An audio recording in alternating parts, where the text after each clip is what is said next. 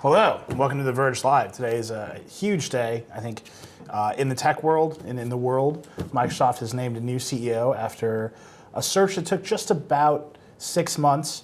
Steve Ballmer stepped down 6 months ago. They accelerated the timeline, and they gave themselves a little bit more time. And then today they announced Satya Nadella, who has been at Microsoft for something like 22 years, currently running kind of the cloud services division, will be the new CEO. So I'm joined here by Dieter Bohn. Hello, hello. Our senior reporter, Tom Warren, is somewhere in London in an undisclosed location. And there's just a lot to unpack here. So Tom, I think most people are curious what you think. How are you reacting to the news of Satya Nadella? Well, I guess it's not surprising because of the rumours from last week and the sort of continuous rumours that he's one of the top contenders. I guess it's more, the surprise is more not necessarily that he's been named, but that Gates has stepped down as the chairman, and all that sort of side to it. I think that's more surprising. I mean, Satya is probably he's an interesting candidate because he's obviously got an enterprise background, a focus on service and stuff. So I think the questions around like Microsoft going forward this year is going to be, are they going to keep going for the consumer stuff, or is this going to be full-blown going for the cloud and the enterprise and all those sort of things? But yeah, it's definitely not a surprising move for Nadella, but certainly surprising to see Gates sort of step down as chairman and become more involved, apparently. Right. Yeah. There's an interesting message there. So he stepped down as chairman, but then he said he was going to dedicate something like a third of his time. He's going to substantially increase the time that he's going to dedicate to Microsoft. So apparently, being chairman of Microsoft, he was just like, whatever. He ran the foundation. But I think chairman was like 1 day a week, step in, make sure the company is doing fine, be the chairman of the board of directors. I think what he's saying, he can't be in that role, and there's been a lot of conversation about whether any CEO could come into Microsoft with Gates and Ballmer still on the board of directors, Gates particularly in that that chairman position, and actually affect real change. And I think that's basically what's been the holdup. Yeah, so they have to strike this balance of the new CEO coming in and having power and authority to shake things up like he wants to, without Ballmer and Gates looking down over him, but they need to maintain a sense of continuity and not have people panic that that's not the same people that are around. And I think they need to, it's Microsoft, and they need to reinvigorate their sense of innovation and pride and all this other stuff. And so you see Gates saying he's going to, he said he's going to spend 3 days a week, a third of his time, or up to 3 days a week, a third of his time, working on new products specifically. That's what I was going to say. He's working on stuff. He's making things. And I think that's really important. So that sense of continuity, actually, Steve Ballmer, obviously outgoing CEO, was the face of Microsoft for a decade.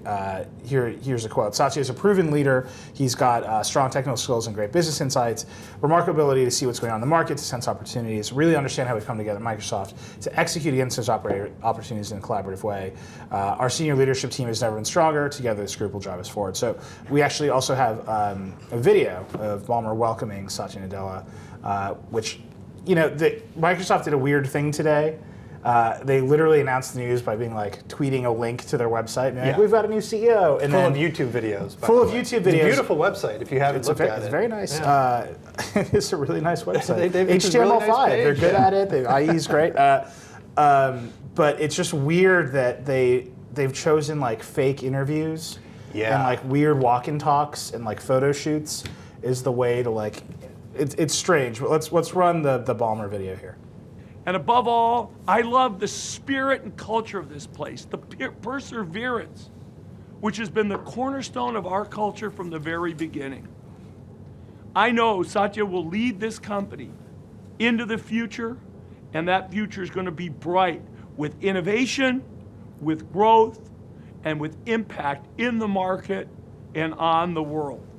I love this company, and today couldn't be a better day. The only thing he was missing there is saying developers. Oh, like, that I love this company is a reference to previous Ballmer moments, right? Like, he's meta Ballmer. He's floating. Ballmer himself is in the cloud. He's like Robert De Niro. He just plays himself. He's just playing himself now.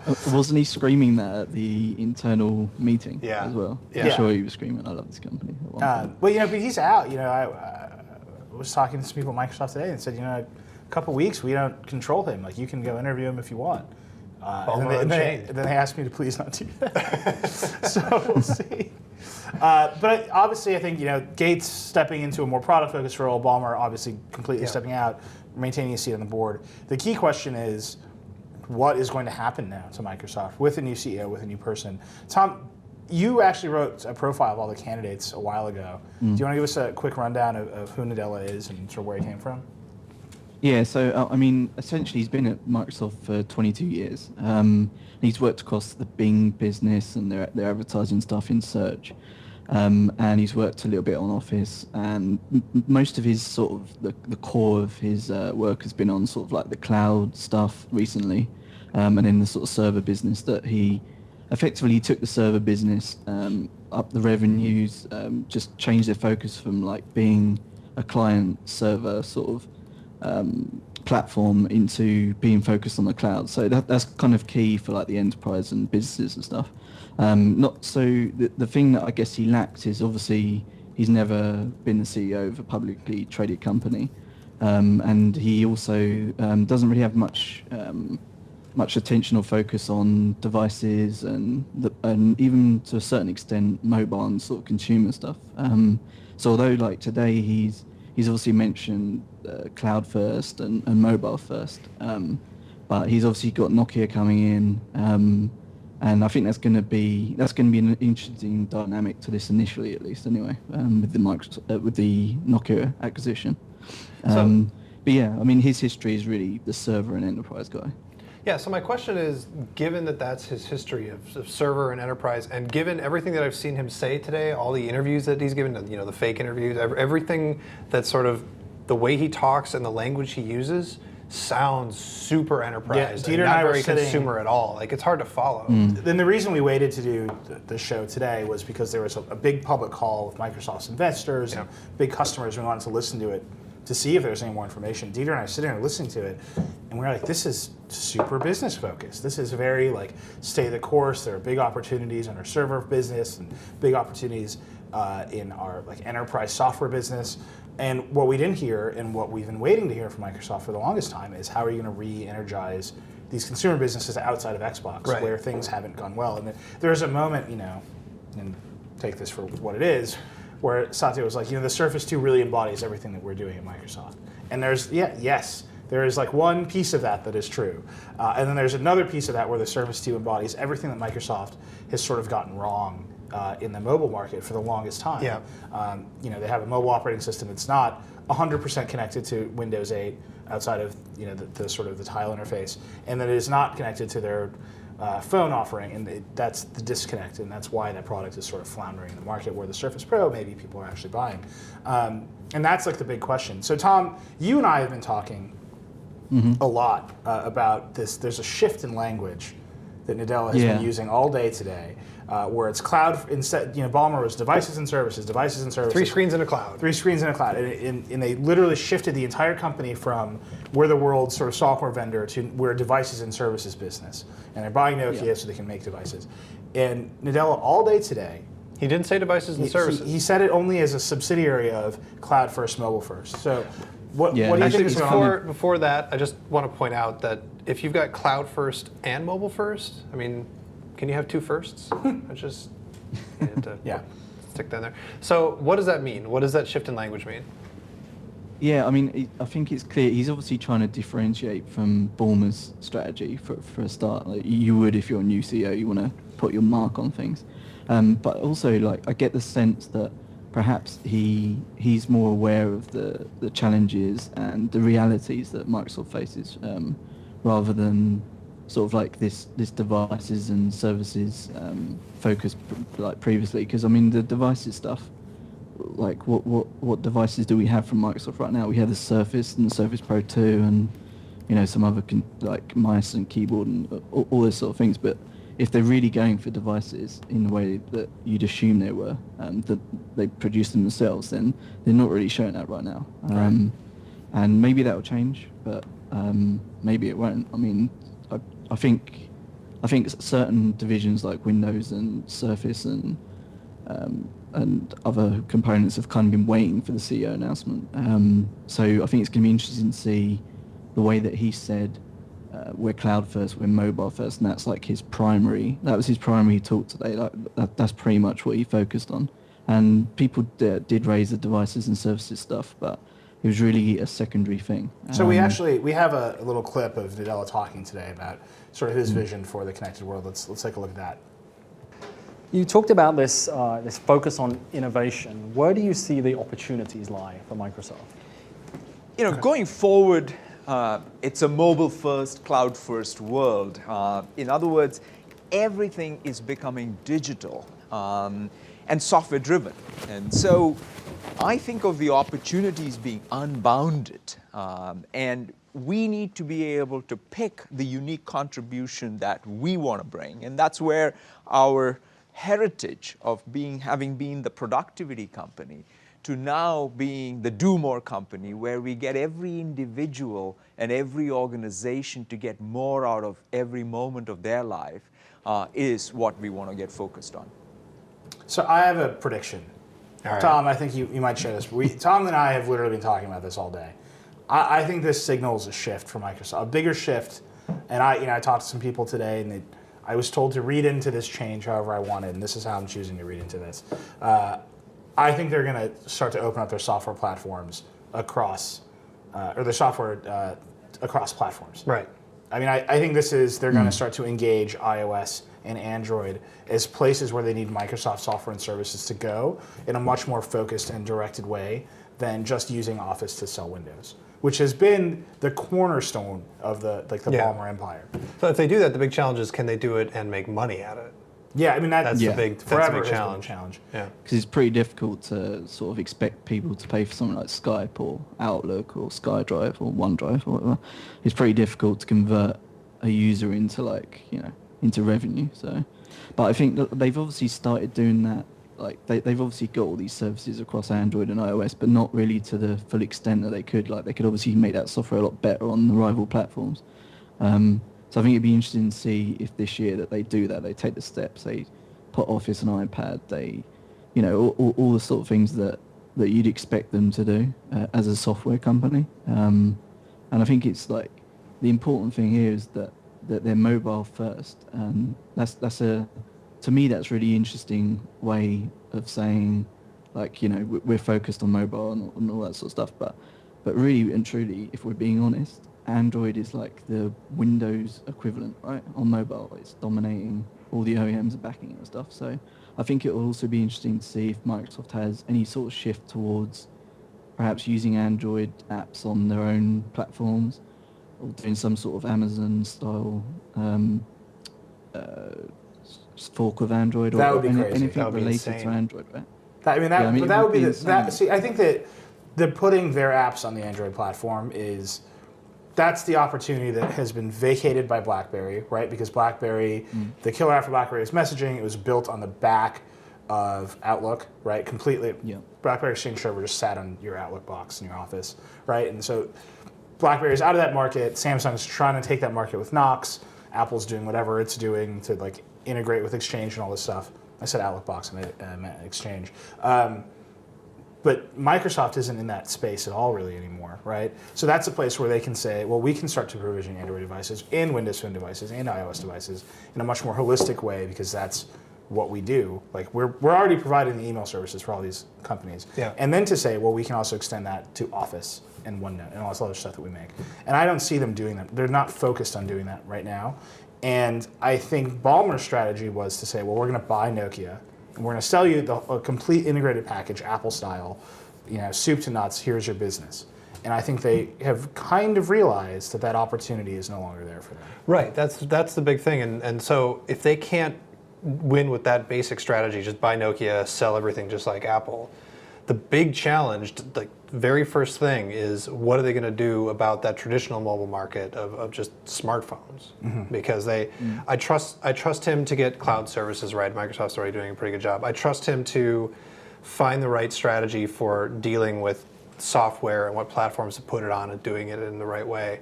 But the big question is just straight up selling phones. Do they need to do that to be successful? And how are they going to do that?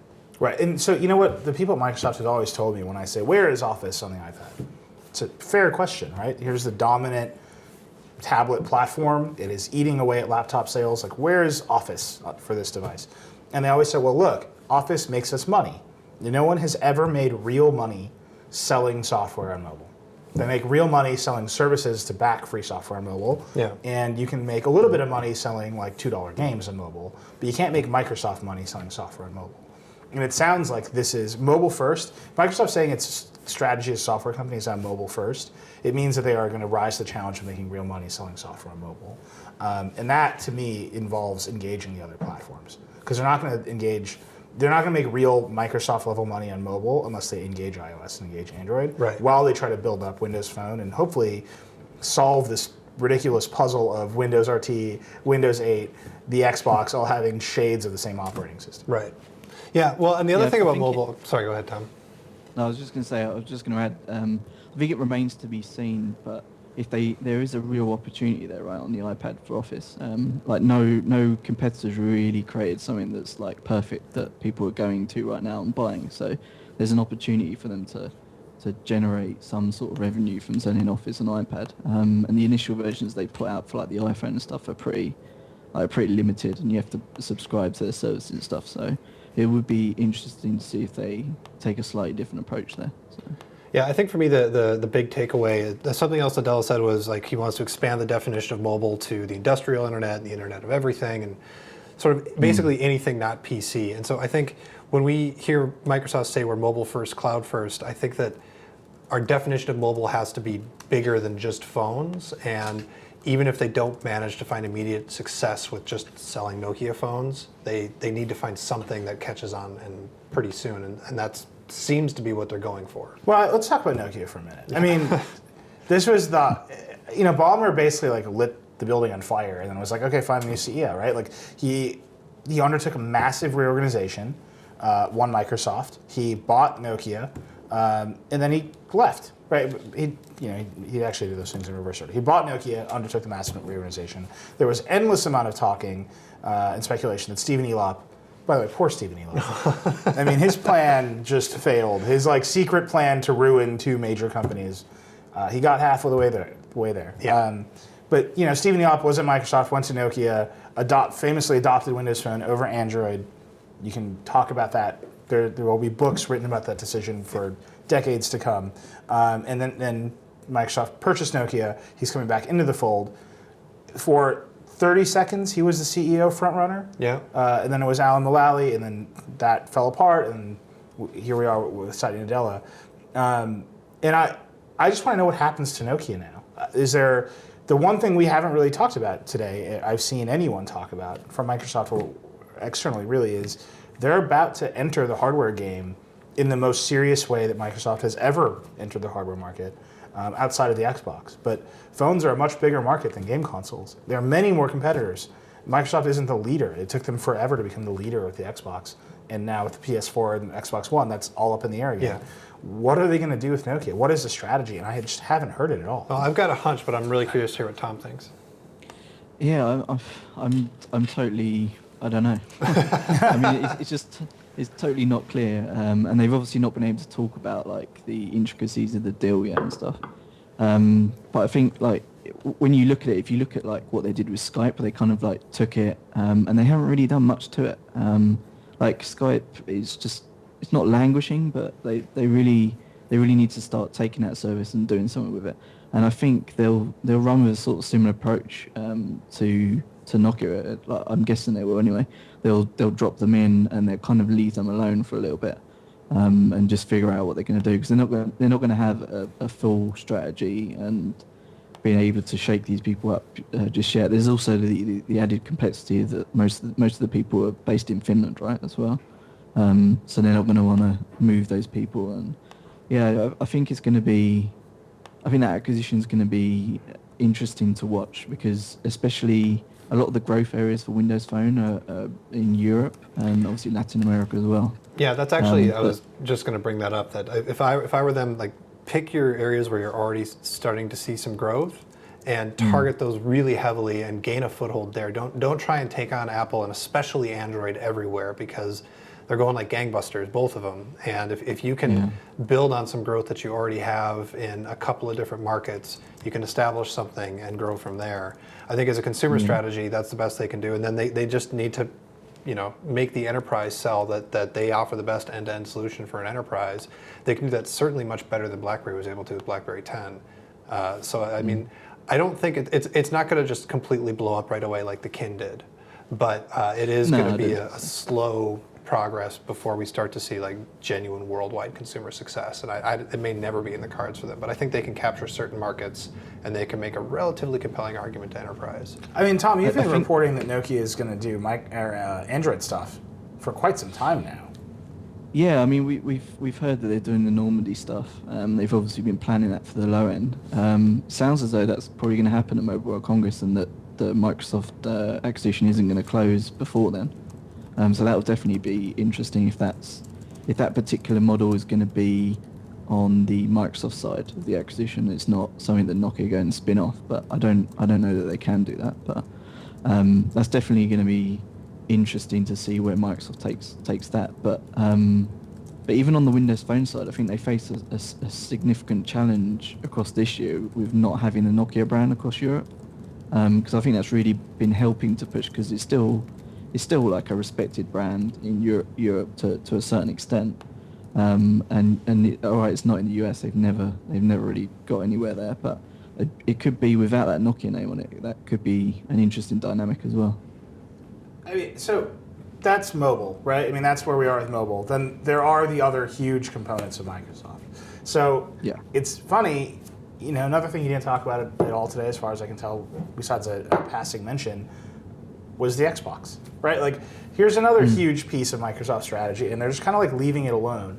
I didn't hear a lot of conversation about the future of Windows besides the Surface 2 is great. What I mostly heard was, we're going to really focus on these big business customers. And that kind of focus away from the consumer and onto the enterprise is interesting. But Tom, do you have any sense of, I mean, the last piece of news that we reported about Windows was that they're turning, in Windows, the next update to Windows 8.1, they're going to turn off the boot to the tile interface, which, by the way, I'm just calling Metro. And that's going to happen. And it's called Metro. They should have paid the grocery store and gotten the rights to the Metro name. I'm just calling it Metro. Ditto SkyDrive. Yeah. And SkyDrive, I don't even know what they're doing with SkyDrive. But are you getting any sense of what they're going to do with these other big chunks of the business besides the enterprise stuff? Because it can't be stay the course, right? No, the course is not working. Windows. Yeah, I mean, on the Windows stuff, like on the boot to desktop, they're going to effectively, like they were testing that, and it might have been like some weird testing scenario, but from what I've heard, they're going to just allow OEMs to boot to the desktop on PCs that aren't touchscreens. So they've not been allowed to do that before. So yeah, I mean, I think like coming up shortly for the Windows side of things and for Office, like certainly on Windows, they're trying to make it more PC friendly, right? Back to like the majority of the way that it's used at the moment, because they've obviously seen that feedback, and I think a lot of it is also to do with businesses are moving away from Windows XP by April. They want an alternative to Windows 7 as well. So they need to make it more friendly to sort of entice businesses to move towards that rather than Windows 7, because they don't want another scenario where Windows 7 is the next Windows XP in like 10 years' time. And in Office, it's like they really missed an opportunity to make Office touch. Like on the Surface, it runs in a desktop mode. They completely missed that, and it was kind of a mess, really. And now they're creating their touch versions of Office, but we've only really heard that they're going to do them for Windows. So again, it feeds back into the whole idea of Office on iPad. And then obviously the server and cloud stuff, that's like slowly emerging as their big businesses now. So Xbox is really tiny in comparison. Yeah. And for like years up until, I can't remember the exact date, but it's probably around 2010, 2011, it was losing money, right? So, and it still costs a lot of money to launch a console and all the marketing and stuff. So I don't know what will happen with Xbox this year or the year after, but I get a sense that that and the Surface is like a showcase for their services and stuff. So I can't see that they'd get rid of that, like not initially at least. I think what's clear from looking at all their revenue and profit over the sort of last couple of years perhaps, is that they've got this big backing from the server and the Office and enterprise software, and they're making loads of money there. And if they go and lose $1 billion on the surface, it doesn't matter so much. Like it's a small, you know, it sounds like a lot, but really in reality it's not. So I think they can still keep feeding the consumer side and trying things and trying to get these services onto devices and stuff, whilst having that enterprise backing. I think like some of the stuff that Nadella's talking about today, like cloud first and mobile first, is probably a little bit to do with protecting that dominance they have in the enterprise, like before it really gets attacked by like, I mean, I guess Google's probably the imminent threat rather than anyone else. And yeah, I mean, I think that's their strategies. They want to be a little bit, they want to take revenue from wherever they can, right? So they'll do the Apple strategy of doing Surface. They'll get a bit of revenue from there. They'll do Google style online services and make money there. Well, you know, it's interesting, and this is like, you know, we saw the Nadella walk and talk with another random Microsoft staffer who I don't know. But you know, if they, Steve Clayton. you know, whatever. It's their day. You don't want other journalists in the mix. Like, I get it. You want to do your own rollout. You want to do fake interviews. But what I would have asked, and I think what anybody, any actual journalist would have asked on this day is, okay, you took over. You're at war, right? You're at war with Google. You've reached a détente with Apple, but you're fundamentally going to be at war with Apple when Nokia is part of your company and you start selling cell phones. How are you going to make peace? Do you want to make peace? And I think whether or not Microsoft can fight Google to a truce or find leverage against Google outside of making Scroogled t-shirts is actually like a major question sort of in the industry. And I don't, as far as I can tell, there's no answer to that question yet. And I think finding the leverage for Microsoft against Google, against Apple, even to some extent now against Samsung also makes cell phones, is going to be hugely important. So actually, the other thing is like he's overseeing a company that just went to the one Microsoft strategy, and like there was infighting within Microsoft, and they've got big decisions. Like they've got Windows 8, RT, Windows Phone, Xbox got a random version of Windows. They've got to make the decisions about whether or not to take their software to these other platforms. He's got to make a lot of big decisions, and does he have the power to do it? And is Bill Gates moving into this new role going to help or hurt that ability? Right, so we should talk about Gates. Yeah. Tom, before we start, Gates also shot his own YouTube video. This rollout to me is amazing, just because it's kind of cool, but it's also kind of, just watch the video. Here's Bill Gates welcoming Satya Nadella.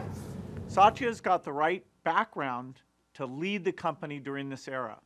There's a challenge in mobile computing. There's an opportunity in the cloud. And the various business groups he's worked in, he's driven innovation, gotten architectures put together that really meet the needs of our customers. The opportunity for Microsoft is greater than ever before, whether it's taking Office and bringing it to interactive documents, letting you find your information in rich ways, securing your information in rich ways, or even building a new platform, a cloud platform that connects to all sorts of different devices. I'm thrilled that Satya's asked me to step up, substantially increasing the time that I spend at the company. I'll have over a third of my time available to meet with product groups, and it'll be fun to define this next round of products working together. So there's a lot of opportunity in front of us, and it's exciting that we've got a strong leader to take us there. That to me, just that last line, maybe I'm being negative. I'm being hopeful. I'm flipping the switch. Here's hope. I'm super hopeful. Yeah, I mean, they've got a guy. Like, Ballmer, I think, was a lame duck for a long period of time there, where no one believed outside of Microsoft that he could do the things that he wanted to do. And there were a series of decisions, particularly on mobile, that created that belief. And I think they're saying the right things right now. But the other piece, and I think this is just going to be a thing for Microsoft to figure out, is what role does Bill Gates have there? If Bill Gates, this would be like Steve Jobs. When Steve Jobs came back to Apple, he was an advisor to Gil Amelio. And then like 25 minutes later, he was the CEO of Apple. And that's the historical precedent for this situation. Well, so the question is, like, is he going to come in and do that and kind of become the shadow leader? Or is he going to be like, I don't know, like a constitutional monarchy? He's not actually going to help make products. But He's Queen Elizabeth. He's going to be Queen Elizabeth. He's going to be in all the money. Tom, you're English. Tell me how that feels. I'm trying to get my head around the Gates stuff because I kind of expected him to step down as chairman this year, and maybe someone from the outside take over as chairman. But I guess what I wasn't expecting is for him to then be like the wingman for Nadella, right? So I guess it's just interesting to see how it's going to play out. I mean, Nadella said in his video, in his like the Microsoft interview, he said, I think the quote was exactly, he was going to ruthlessly remove any obstacles that allow us to innovate. So he's going to be pretty ruthless about sort of focusing where Microsoft's going to go. And I just wonder how Gates is going to be involved in that, because I can't imagine Gates ever wanting to, adopt Android or like put all its services on rival platforms that are like better than on its own platforms. Well, and stuff like famously, Bill Gates killed the Courier because it couldn't run Outlook, right? I mean, and because it wasn't Windows. And famously, the Xbox 360 was a skunkworks project that didn't run right. It was aside from the Windows stuff because, Microsoft had a tendency to kill anything that wasn't Windows at that time. Kin also. Just saying. The Kin was just a mistake from beginning to end. Like, shouldn't have done that. It's right. That thing would have been fine if it wasn't priced at the ridiculous price it came out. It would have never been fine. It was a terrible product and marketed just in the worst. Anyway, it doesn't matter. It's all over now. Yeah. The nightmare is over. Ballmer is gone. That was a joke. I'm actually very sad that Ballmer's leaving because he was wonderful to cover. He was tremendous to cover, and his obvious passion for Microsoft was cool and My inspiring. happiest moments live blogging at The Verge were taking pictures of Steve Ballmer. Yeah. I just loved it. As a journalist, you could not ask for a better CEO. I think as a shareholder, they obviously they made a different decision. But what I want to know, like honestly, the real question is, can they do this thing? Can they make this change to be a software company that serves all of the platforms, and there are now multiple platforms in the world, with Bill Gates still kind of there, who still, he was the one who drove a large part of the Windows First strategy at Microsoft, who drove a large part of he's a business genius. Along with Ballmer, Gates and Ballmer, they built Microsoft into this behemoth on the back of using the leverage of Windows. So, Tom, I'll let you have the last word on this, but my opinion is, yes, they can do that, but I don't know that they can do that and still feel like Microsoft instead of feeling like Oracle or Sun or IBM or something. If they become the cloud enterprise. All right, Tom, what do you think? Yeah, I mean, like today with the Gates stuff, it's like the Gates effect, right? He's there, and I think a lot of it is to do with making Nadella not seem so green, right? So he's not so fresh into it, and he's got a helping, steady hand there and stuff. Really, I can't see exactly how involved Gates is going to be. He's said time and time again that he's focused on his charity and the foundation work. So he's saying that he's going to be involved a third of the time, but I don't really know exactly what that means and how involved he's going to be in the products. I mean, notoriously, he used to be like the worst person to like put a product in front of, because his product reviews were like, he'd pick it apart, basically. So if he's going to be like that, then I guess it changes the dynamic in a sense that if you're a product manager and you've got this product and you've been building it up and you're ready to go and you're waiting for the final sign-off and review and stuff, like who do you go to? Do you go to Gates? Or do you go to Nadella? Like where's the dynamic there, and like who says yes and no? And like how does that stop at there being some weird arguments between Nadella and Gates? Which I'm sure when he was in the boardroom there used to be some heated arguments probably over strategies and stuff. But yeah, I don't know. I can't see how he's going to make a massive difference as well, because he walked away from his full-time work in 2008. So you're coming up like 6 years without him being intimately involved in product decisions and the meetings that they have every week with the various product teams and stuff. Like he would have been in a day or so a week doing the board stuff, but in terms of products, I don't know.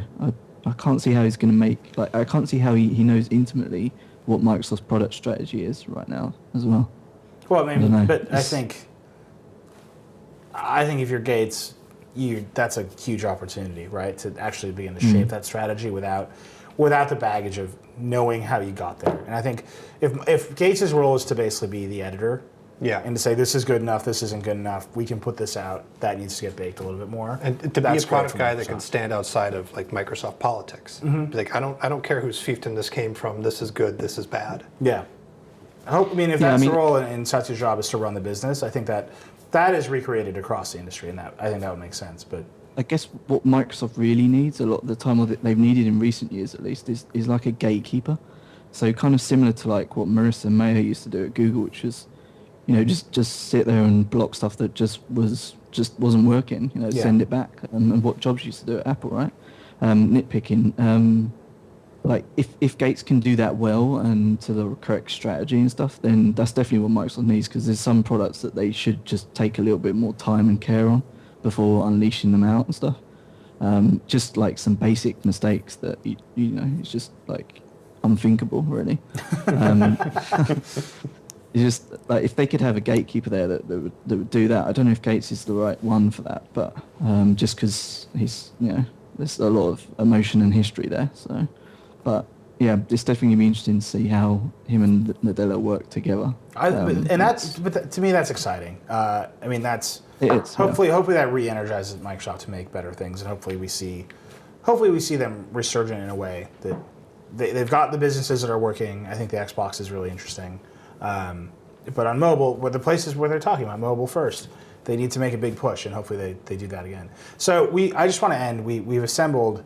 This is very sad for me to see Steve Ballmer leave Microsoft, and I was alluding to it earlier. But covering Ballmer has been amazing and a privilege in many ways. So we're just going to end with a little highlight reel of Steve. Thanks for sticking with us. We're going to have all kinds of news on this the rest of the week on theverge.com. And if you want more of us talking about this, the Vergecast is on Thursday as usual, so tune into that. So let's say hello to Satya Nadella and to Bill Gates in his new role, but more importantly, goodbye to Steve Ballmer. Microsoft's like a fourth child to me. Children do leave the house. In this case, I guess I'm leaving the house. Hey, Bill, what's up? What's up? Hey, what's up? We've been given an enormous opportunity, and Bill gave us that opportunity.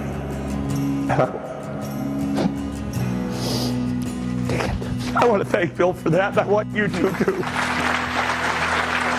The pace of innovation isn't going to slow. It's going to get faster and faster. There might be a few competitors that are unfortunately eliminated. I love this company. Yes! I am a PC and I love this company. Developers, developers, developers, developers, developers, developers, developers, developers, developers, developers. Yes!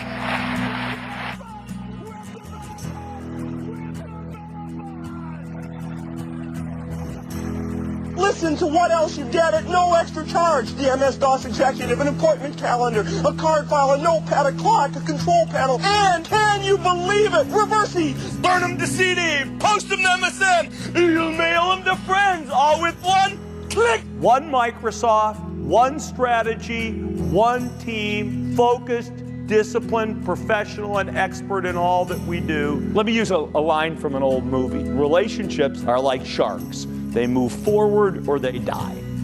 I actually think tech companies are the same.